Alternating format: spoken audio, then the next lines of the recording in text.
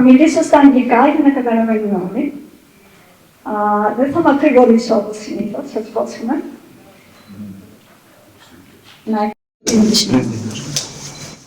You know, today is the 65th anniversary of the Cyprus Independence Day. A bittersweet anniversary. I remember my parents' description of people's immediate reaction in Nicosia to the announcement of independence. People flooded the then main streets of the town, Lydra and Donasagov Street, walking up and down, aimlessly and unusually for Cypriots, in silence. No sounds, no music, no hymns, no speeches. It was a spontaneous reaction, as if testing, are we really free? People were wary, walking up and down and wondering, have the British really gone? Or are the dreaded sirens announcing ECDI going to sound again? They didn't.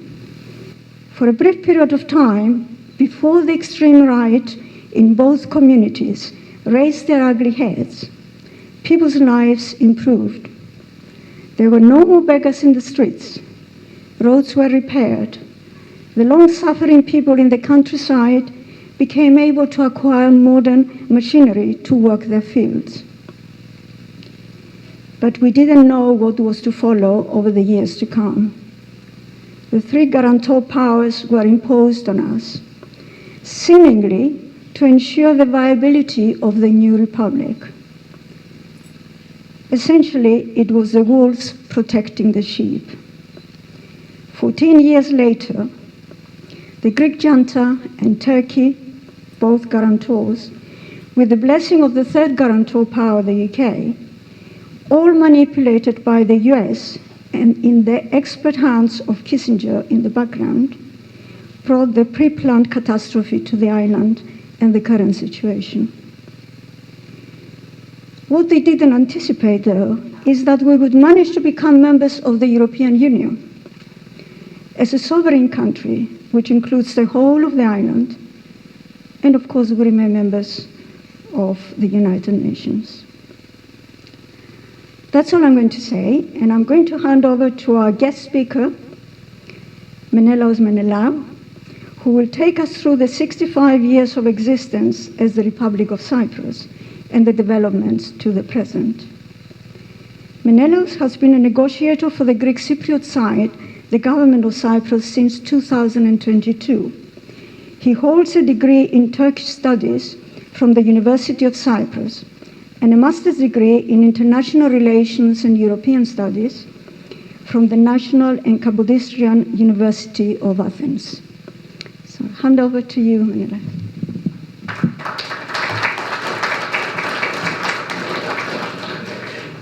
Καλησπέρα.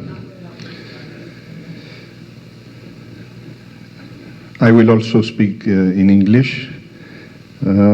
Dear President of the Union of Cypriots in England, dear President of the Cyprus Federation of the United Kingdom and members of the board, and dear former President of the Cyprus Federation and of the World Federation of the Cyprus Diaspora,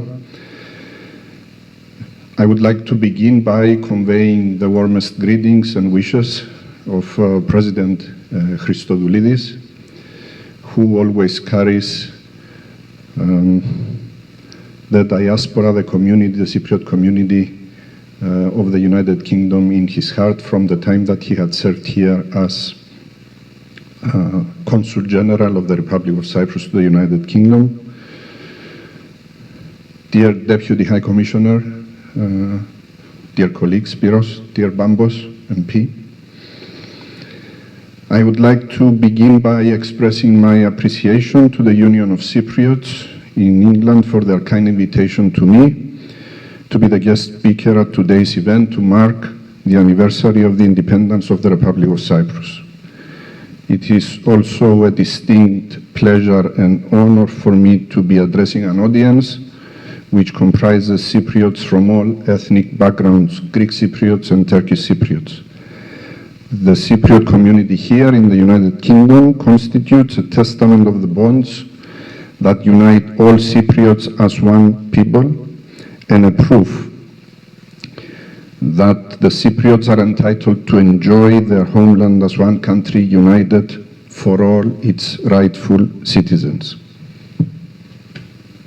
Dear friends, today we mark a defining moment in the history of our country, the anniversary of our statehood, the greatest accomplishment of the people of Cyprus throughout its existence. 65 years have now passed since that historic day when the Republic of Cyprus was born on the 1st of October 1960. As we all know, the official signing of the treaties was on the 16th of August. After centuries of foreign rule and decades of struggle that had also acquired the form of an armed liberation movement of Ε ΚΑ during the years 1955-1959, through adversities, sacrifices, and complexities, Cyprus was eventually proclaimed a sovereign and independent state. This day represented both the culmination of a long journey towards freedom, but at the same time, it also represented the beginning of a new and difficult chapter in which the newborn state had to be safeguarded under exceptionally challenging circumstances. For many, the establishment of the Republic of Cyprus was the realization of the long overdue dream for freedom and self-rule. For others, it fell short of the aspirations. As regards the Greek Cypriots, the expectation was union with Greece, that had constituted the central quest of the Greek Cypriot majority population of the island, especially through the second and the beginning of the third quarter of the 20th century. By analogy, a part of the Turkish Cypriot community considered that independence fell short of their quest for Taksim. What is, I believe, undisputable is that independence marked the beginning of a precarious experiment, a state born under constraints, external guardianship, and fragile balances that carried within them the seeds of ethnic division, which, as history proved, created the fertile ground for institutional malfunctioning and foreign intervention. The Republic of Cyprus was established in a way that reflected the conflicting interests of the Cold War era, enshrining communal division and contradiction into its very foundation. This had consequently led to vulnerabilities that were exploited in subsequent years to inflame intercommunal strife, aggravate foreign intervention, and ultimately culminate to the tragedy of 1974, the coup d'etat of the Athens military junta and its local collaborators, ΕΚΔΗ, and the Turkish invasion that marked the darkest chapter in our modern history, which had led to the occupation of more than a third of the territory of the Republic of Cyprus, the displacement of a third of its population from their ancestral lands that carried their mark for 3,500 years, and the ongoing violation of our sovereignty and territorial integrity. Yet, notwithstanding the imperfections and despite the many storms our state has experienced, it has also stood the test of resilience and endurance and continued to navigate through weathered waters, primarily owing to the determination of the Cypriot people to uphold this achievement. Dear friends, anniversaries are an occasion to honor those who have struggled and have paid the ultimate price for the historic accomplishment of the creation of the state that we today enjoy. Honor should also be bestowed to those who have struggled and sacrificed to defend democracy and the territorial integrity of the homeland when it had faced the challenge of 1964 and the existential threat of 1974. Anniversaries are also an appropriate moment to reaffirm our steadfast commitment to not give up the struggle, to overcome the consequences of the invasion and occupation, erase the threat of permanent division, accomplish the vision of reuniting our country. At the same time, an anniversary is an opportunity. It is, I would say, a prime opportunity to reflect and to draw lessons from the historic experience that can help us navigate successfully toward a better future and the fulfillment of the enduring duty for liberation, justice, and prosperity. They are a moment to reflect on the past with a forward-looking approach. Statehood, similar to the fulfillment of every national cause, is, as history teaches, never a static achievement. It is not a gift conferred once and for all, but an ongoing responsibility. Speaking of lessons learned, I think it is necessary to reaffirm the commitment to the duty to preserve the historical truth. This is of central significance and is indispensable to our responsibility to chart a stable path ahead. It is not enough for the historical facts to be remembered by those who lived through past events. Truth is not a responsibility related to the past. If memory fades and the truth is distorted and erased, the road is being paved for the repetition of the same mistakes, for the fait accompli to be normalized and solidified, and for the situation on the ground, but also in the legal and at the legal and political level, to be further exacerbated, especially at a time when at the international and subsequently at the national level, we are witnessing phenomena of widespread revisionism, the revival of extreme rhetoric and ideologies, questioning core principles and values that had formed the foundations of contemporary humanity, spreading hatred and bigotry, and consequently leading to an environment of extensive imbalance and instability.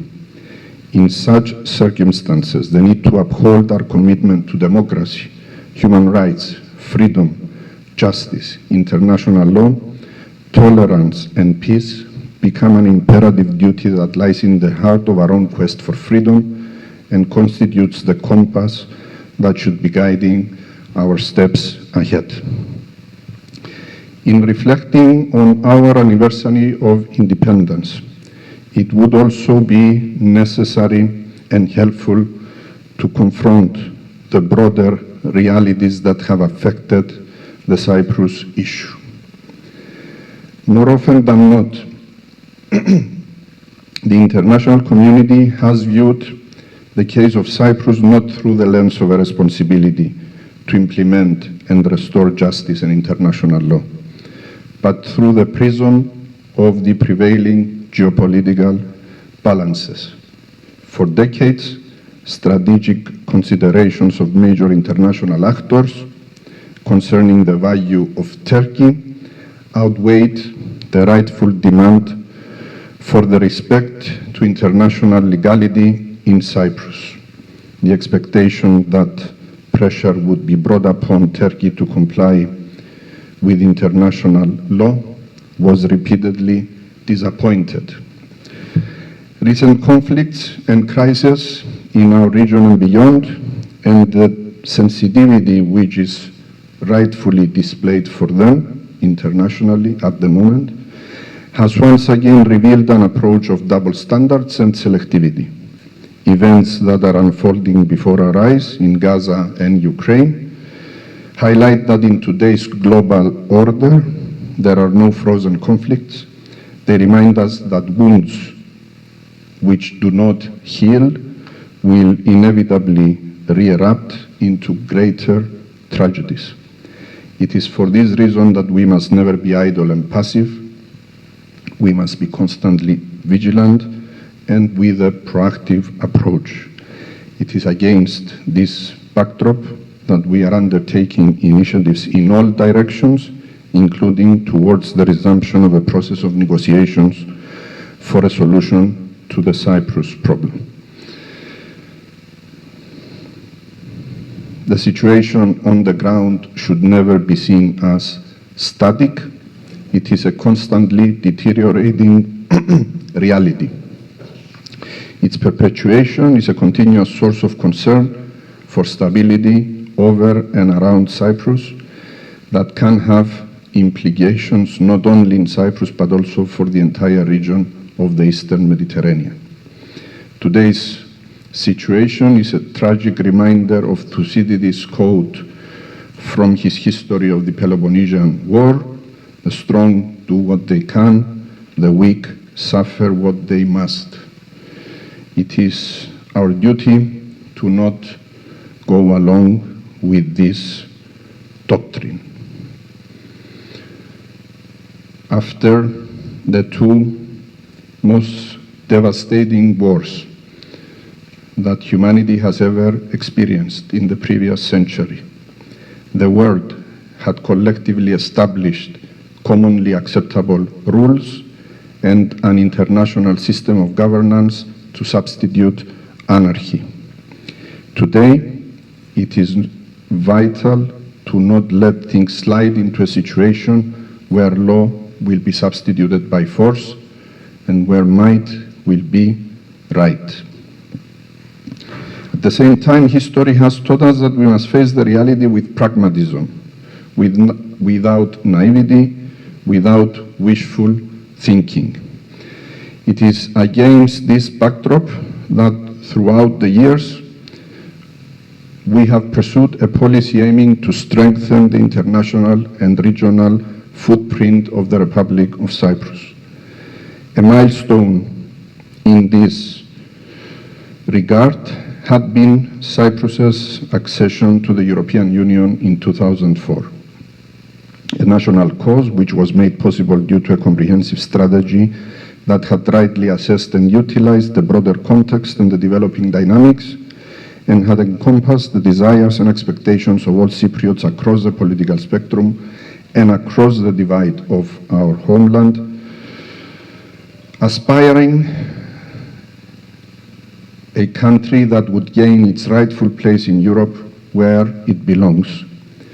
The aforementioned policy is also manifested through our initiatives, through other initiatives, such as our mechanisms for trilateral cooperation with neighboring countries, our initiatives for the provision of humanitarian support to Gaza, our long-standing readiness to be a safe harbor for the evacuation of civilians from crises raging in our region, our actions in assuming a role of an enabler for regional cooperation and prosperity in our volatile region, our moral clarity in the efforts for a solution to the Cyprus problem. A state can endure in the face of adversities only by continuously elaborating on its capacity to adapt, to take initiatives, to diagnose the wider geopolitical realities in which it exists.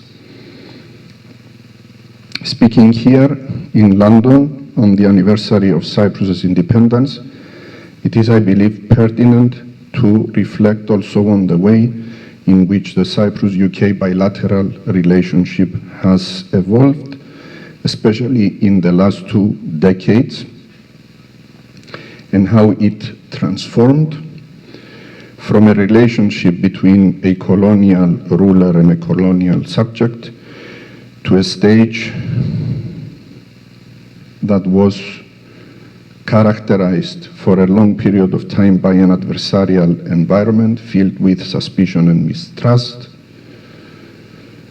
to a state that it has reached today of a remarkable cooperative relationship between 2 equal partners that highlights a mutual responsibility to continue to work with a view to further strengthening, expanding, and enriching it for the common interest. The invaluable contribution of our diaspora, all of you, in this regard, is deeply respected, and we are deeply grateful for all the devoted work that you have done.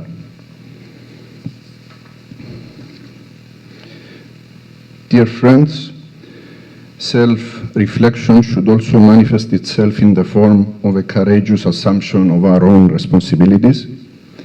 In this regard, it is, I believe, worthy to ask ourselves whether, as Cypriots, we have always approached our national issues with realism, moderation, and a sense of measure, away from deceptive slogans, verbalism, populism, and demagogy. There were times in our history when we can rightly claim that we did. A prevalent example in this regard is Archbishop Makarios' endorsement of the difficult yet pragmatic compromise of the transformation of the Republic of Cyprus from a unitary state to a bizonal bicommunal federation following the events of 1974. A commitment which has been upheld by all successive governments of the Republic of Cyprus and all successive presidents, despite the setbacks experienced throughout the years in the efforts to achieve a negotiated solution and the challenges posed by Turkey's attempt to invalidate this basis, to which itself had also committed with the aim of solidifying the illegal fait accompli. Another aspect on which it is, I believe, worth pondering upon has the value of cooperation among Cypriots in a form that transcends ethnic divide, being perceived in its proper dimension by both communities, not only after 1974, but also before, when Cyprus and its people had been in desperate need of such an approach as an antidote to external intervention, the incitement of intercommunal strife with a view to promoting the expansionist plans that were eventually materialized. Is it not oversimplified to consider all Turkish Cypriots as subservient to Turkey, without, of course, overlooking Turkey's defining role in the occupied part of Cyprus, as well as the fact that there is a section within the Turkish Cypriot community that acts in a way which is more royal than the king in terms of its separatist beliefs. By analogy, is it not overgeneralized to consider the Greek Cypriots? Is it not overgeneralized on behalf of Turkish Cypriots to consider the Greek Cypriots as people who would not tolerate coexistence with the Turkish Cypriots, and to overlook that their compromise, the Greek Cypriots' compromise for a federal solution, encapsulates a courageous admission of the reality to live in a significant part of Cyprus under Turkish Cypriot administration in areas in which they have constituted the indigenous population for 3,500 years, even during the period of the Ottoman rule of Cyprus. Acknowledging truths, admitting shortcomings with a view to being wiser in our steps ahead is indispensable if we are to assume our future responsibilities. Dear friends, let me now say a few words on the efforts to revive the process for a solution to the Cyprus problem. As we all know, the last inconclusive attempt to resolve the problem, which culminated in the summer of 2017 in the Grand Montana Conference, left behind a very important acquis of convergences, which include all aspects of the Cyprus problem, including the most fundamental ones of security and guarantees. This effort was a result of a process that had begun with the agreement of 8 July 2006 between President Papadopoulos and Turkish Cypriot leader Mehmet Ali Talat, followed by a productive period of negotiations between President Christofias and Mr. Talat in the years 2008-2010, and a second very productive phase of negotiations between President Anastasiadis and Turkish Cypriot leader Mustafa Kinci during the years 2015-2017. Through those efforts, convergences were achieved which substantially addressed fundamental aspects of the solution of the Cyprus problem. For example, on the issue of the implementation of the 4 European freedoms, the upholding of the population ratio 4:1, the abolition of guarantees and the withdrawal of troops, and others, the functionality of the federal state and others. It is worth noting that on certain convergences, there were improvements even on aspects of the 1960 Constitution, such as the convergence on the system of governance through a system of cross and weighted vote, which enabled the legitimization of the federal government by the electorate as a whole, thus potentially overcoming one of the most divisive elements of the 1960 Constitution, namely the complete ethnic communal separation and the total absence of any common exercise and expression of the political will of the Greek Cypriots and the Turkish Cypriots. This exact aspect of the alleviation of this separation and the creation of conditions for the governance of the state to be based on political programs and convergences, as in all modern democracies, is perhaps the most crucial safeguard for the functionality and the viability of the federal state and for the development of unifying dynamics in the institutions and among the society. It also constitutes a response to a related issue of critical importance, that the federation is not by definition divisive, but it can, through proper arrangements, overcome the ethnic communal separation and the malfunctions of the past. It is for this and many other reasons that the Grand Montana acquis should be preserved and form the basis for a renewed effort of talks which should focus on the remaining issues. Since Grand Montana, efforts have been made to put things back on track. It is a fact that in our ongoing effort to revitalize the negotiating process and subsequently the prospect for a comprehensive solution, we continue to face difficulties and obstacles stemming from the Turkish side's stance for a two-state solution. We have seen these obstacles manifest themselves through the effort that we have embarked upon in the last couple of years. That is why we are primarily guided by a spirit of pragmatism.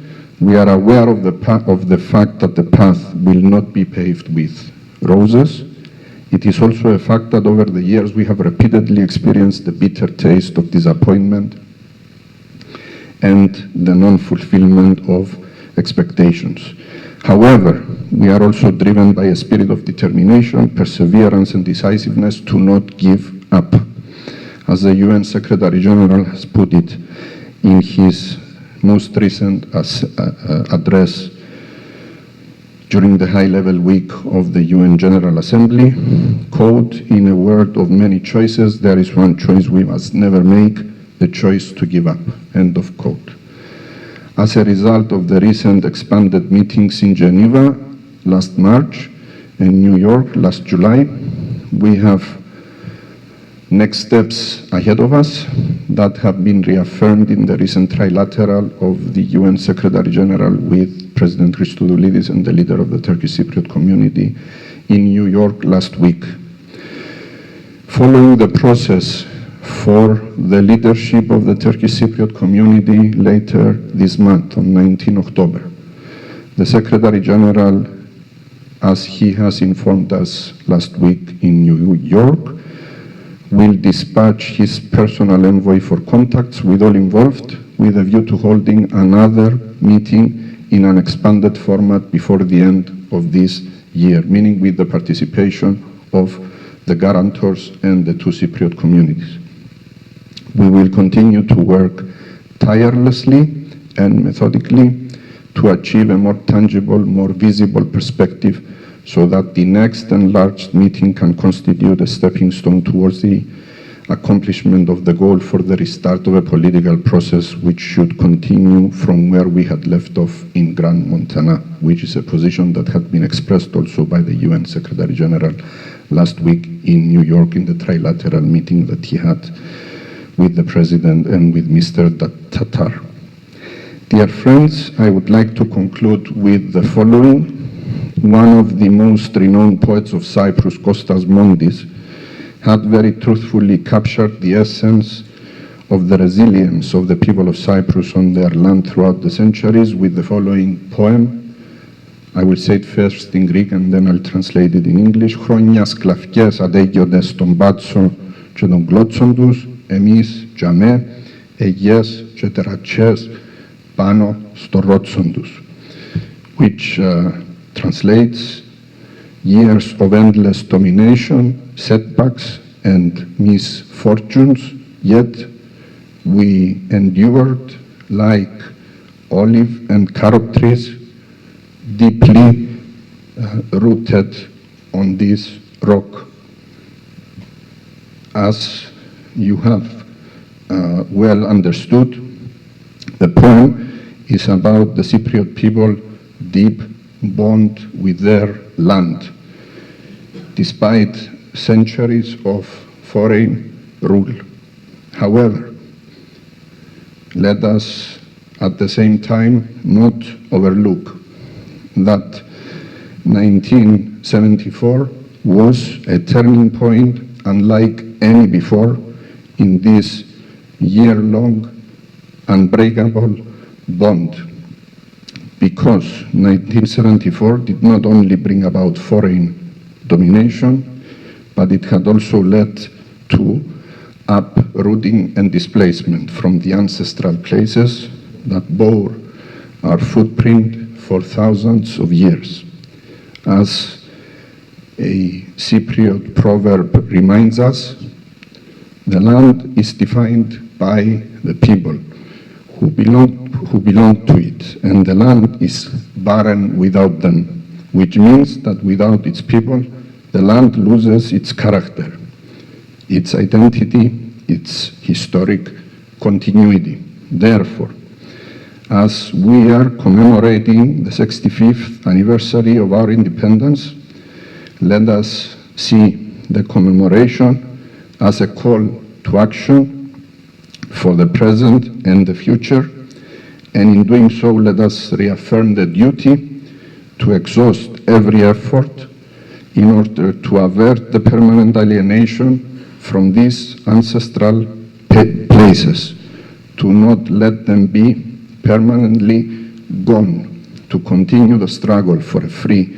united, federal Cyprus within the European Union, where we can once again take root, flourish and prosper across the whole island, and where Cyprus's destiny will be determined solely by its rightful citizens. Thank you once again for the kind invitation and for your attention.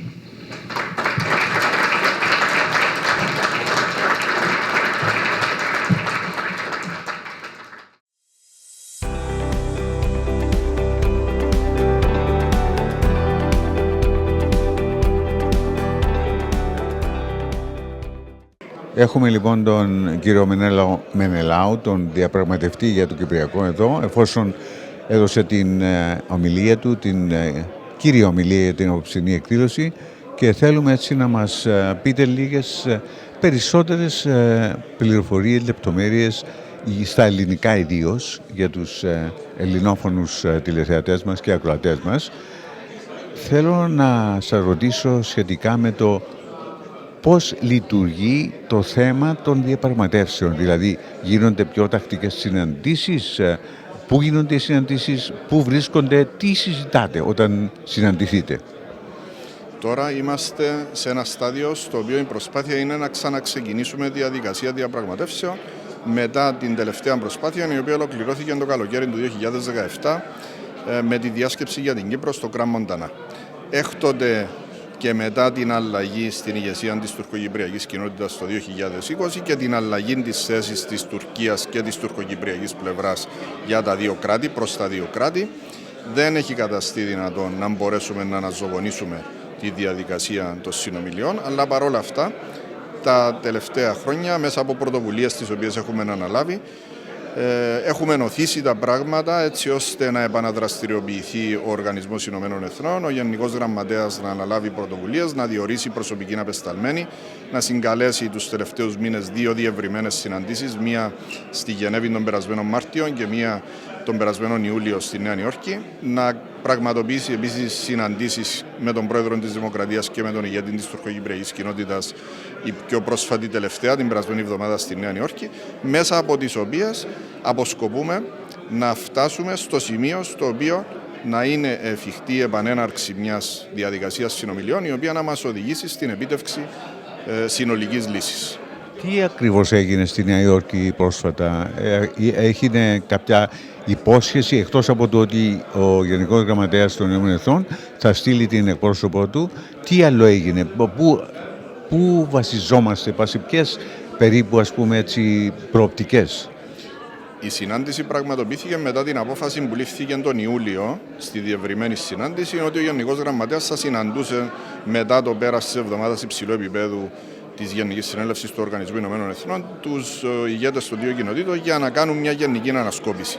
Φυσιολογικά δεν αναμενόταν αυτή την περίοδο ότι θα προέκυπτε κάποιον επόμενο απτό βήμα, εν αναμονή και της διαδικασίας στην τουρκοκυπριακή κοινότητα για την ηγεσία της τουρκοκυπριακής κοινότητας που θα διεξαχθεί αργότερα αυτόν τον μήνα. Ο Γενικός Γραμματέας στη συνάντηση είπε ότι θα στείλει την προσωπική του απεσταλμένη αμέσως μετά τη διαδικασία στην τουρκοκυπριακή κοινότητα, στην Κύπρο, για επαφές με όλους τους εμπλεκόμενους και επίσης στις πρωτεύουσες των εγκυτριών δυνάμεων και ενδεχομένως και σε επαφές και με τους υπόλοιπους εμπλεκόμενους, έτσι ώστε να διεξαχθεί η επόμενη διευρυμένη συνάντηση πριν από το τέλος του έτους, με στόχο να μπορέσουμε να κάνουμε έναν απτό βήμα για την επίτευξη του βασικού σκοπού, που είναι η επανέναρξη διαδικασίας συνομιλιών, η οποία να συνεχιστεί από εκεί που έμεινε η προηγούμενη προσπάθεια, διατηρώντας αυτό που ονομάζουμε ενός κεκτημένων του Κραν Μοντανά. Τώρα, επειδή γίνονται στις 19 του μήνα, είναι οι εκλογές στα κατεχόμενα, πιστεύετε ότι εάν επανεκλεγεί ο Τετάρτη ότι θα αλλάξουν τα πράγματα? Δηλαδή, εάν επιμένει σε δύο κράτη, τι μπορεί να γίνει? Ποιες είναι οι πιθανότητες μας? Αυτά θα τα δούμε στην ώρα τους. Για την ώρα αυτό που πρέπει να κάνουμε είναι να αναμένουμε να δούμε πώς θα εξελιχθούν τα πράγματα. Εκείνο το οποίο μπορώ να σας πω με τα βεβαιότητας είναι ότι για εμάς δεν αποτελεί επιλογή να παρατήσουμε την προσπάθεια ακόμα και κάτω από δύσκολες συνθήκες, διότι αυτό δεν θα αποτελέσει τίποτε άλλο παρά έναν ενδιάμεσο στάδιο για να βρεθούμε εν τέλει αντιμέτωποι με ακόμα πιο μεγάλες επιπλογές. Η προσπάθεια θα συνεχιστεί. Ο στόχος είναι αυτός τον οποίο είπαμε. Εμείς παραμένουμε στοχοπροσιλωμένοι προς αυτήν την κατεύθυνση. Κάνουμε ό,τι περνά από το δικό μας χέρι και από εκεί και πέρα θα δούμε πώς θα είναι τα πράγματα και με τους υπόλοιπους εμπλεκόμενους για να διαφανεί πιο καθαρά πού μπορούμε να πάμε. Να σας ρωτήσω και μπορείτε να μου απαντήσετε αν έχετε η δυνατότητα, γιατί είχα μία εισήγηση από κάποιο ακροατή του ραδιοφώνου σήμερα και μου λέει απόψε υπέβαλε αυτή την ερώτηση στον διαπραγματευτή. Γιατί, μου λέει, όπως την έβαλε, όπως την έθεσε ο ακροατής, γιατί εγκατέλειψε ο Αναστασιάδης τον Κραν Μοντανά? Δεν είναι έτσι τα πράγματα. Στο Κραν Μοντανά έγινε μια προσπάθεια, έφτασαν τα πράγματα πάρα πολύ κοντά. Αυτό είναι κάτι καθολικά αποδεκτό. Από εκεί και πέρα εκείνο το οποίο έχει σημασία είναι αυτή τη στιγμή εμείς να επικεντρωθούμε στο πώς διασφαλίζουμε ότι θα δημιουργήσουμε τις προϋποθέσεις για να αναζωογονηθεί μια προσπάθεια, να αξιοποιήσει πλήρως όλα όσα είχαν επιτευχθεί μέχρι εκείνη τη διάσκεψη για την Κύπρο, η οποία έλαβε χώρα στο Κραν Μοντανά, η οποία και πάλι κατά γενική ομολογία είχε οδηγήσει στο πιο προχωρημένο σημείο στο οποίο είχαν φτάσει ποτέ συνομιλίες για την επίτευξη λύσης του Κυπριακού, έτσι ώστε να μπορέσουμε να καλύψουμε την εναπομείνασα απόσταση και αυτήν τη φορά να έχουμε μια επιτυχημένη προσπάθεια, διότι οπωσδήποτε δεν έχουμε την πολυτέλεια να έχουμε ξανά μια ανεπιτυχή προσπάθεια. Εδώ σε αυτό είμαι και πάλι σας ρωτώ. Γιατί ρωτάνε πολλοί, πού κολλήσαμε, γιατί ας πούμε, πού σταματήσαμε, ποια ήταν η αιτία. Το βασικό θέμα το οποίο δεν είχε καταστεί δυνατόν να υπερπηδηθεί αφορούσε την πιο θεμελιώδη πτυχή του Κυπριακού, που είναι η πτυχή της ασφάλειας και των εγγυήσεων.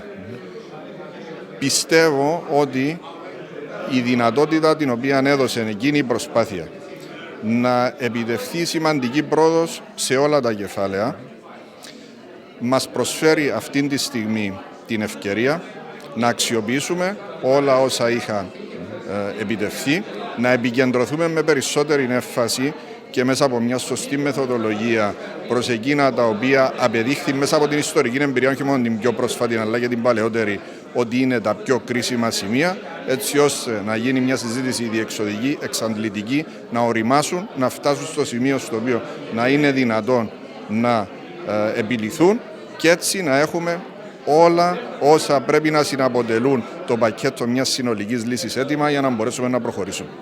Ευχαριστώ πάρα πολύ και εύχομαι κάθε επιτυχία και αναμένουμε μετά τις 19 να δούμε τι θα γίνει. Ευχαριστώ πολύ. Να είστε καλά.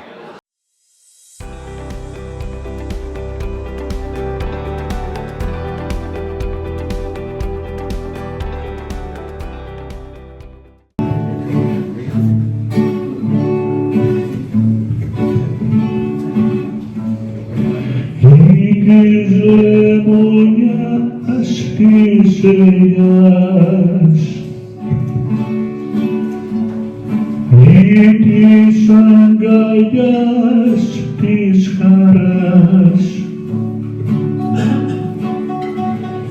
ή του πεύκου του κυπαρίσιου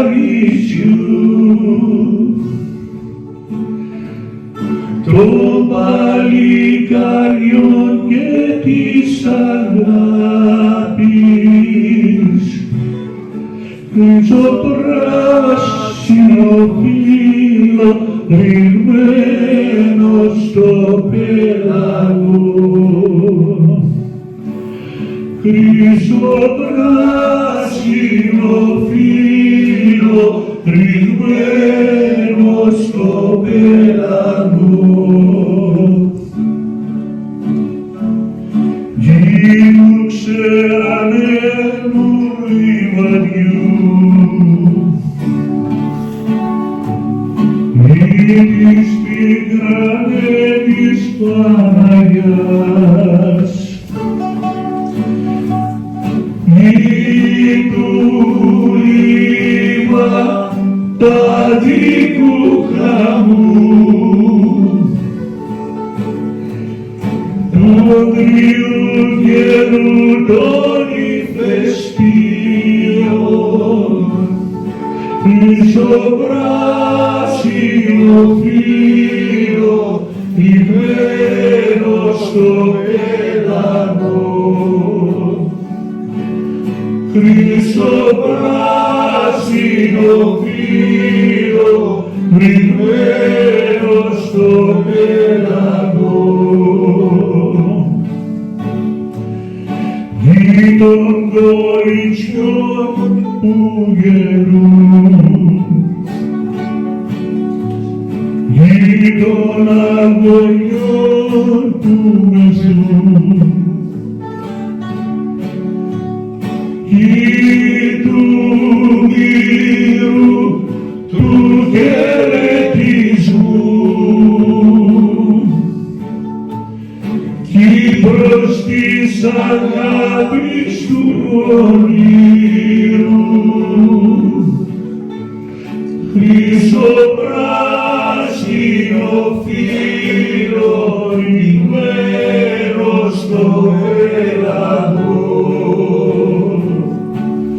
χρυσοπράσινο φύλλο ρηγμένο στο πέλαγο.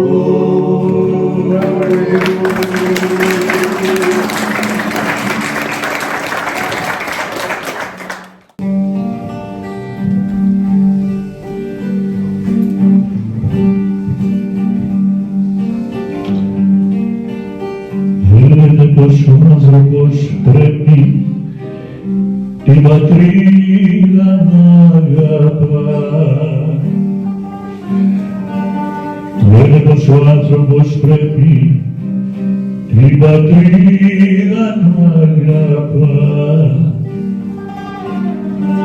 Έτσι λέει και ο πατέρας μου συχνά. Έτσι λέει κι ο πατέρας μου συχνά. Η δική μου η πατρίδα έχει μοιραστεί στα δυο. Η δική μου η πατρίδα έχει μοιραστεί στα δυο. Από τα δυο κομμάτια πρέπει να αγαπώ.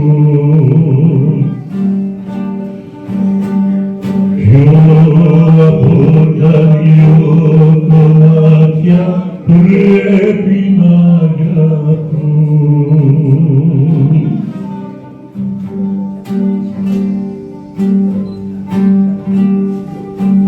Η δική μου η πατρίδα έχει μοιραστεί στα δυο. Η δική μου η πατρίδα έχει μοιραστεί στα δυο. Ποιο από τα δυο κομμάτια πρέπει να αγαπώ. Από τα δυο κομμάτια πρέπει να αγαπώ.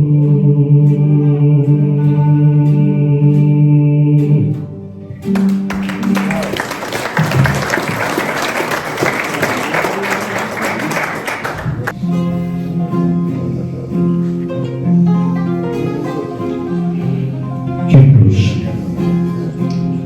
νησί της καρδιάς μας.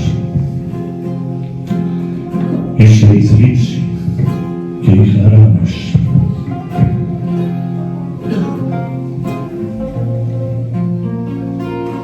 Χρώμα, ήλωνα εσύ, δοξασμένη. Με αίμα και με δάκρυα φωτισμένο. Κύπρος, νησί της καρδιάς μας, είσαι η θλίψη και η χαρά μας. Κόμμα ηρώνεσαι οξασμένο, με αίμα και με δάκρυα φωτισμένο. Μνήμες συνέχεια γυρίζουν, το μυαλό μας να βασανίζουν. Ένα βιβλίο με μαύρη σελίδα εχμαλώτισε κάθε μας ελπίδα. Κύπρο, νησί της καρδιάς μας, είσαι η θλίψη και η χαρά μας. Κόμμα ηρώνεσαι δοξασμένο, με αίμα και με δάκρυα ορκισμένο.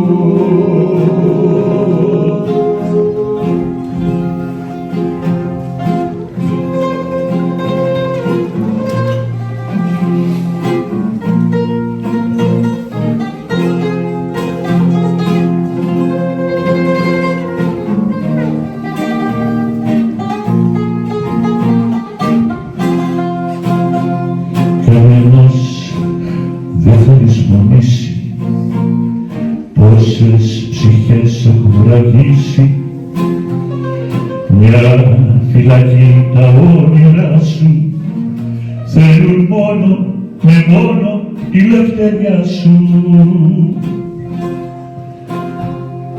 Κύπρο, νησί της καρδιάς μας, είσαι η θλίψη και η χαρά μας, κόμμα ηρωές δοξασμένο, με αίμα και με δάκρυα ποτισμένο, με αίμα και με δάκρυα ποτισμένο.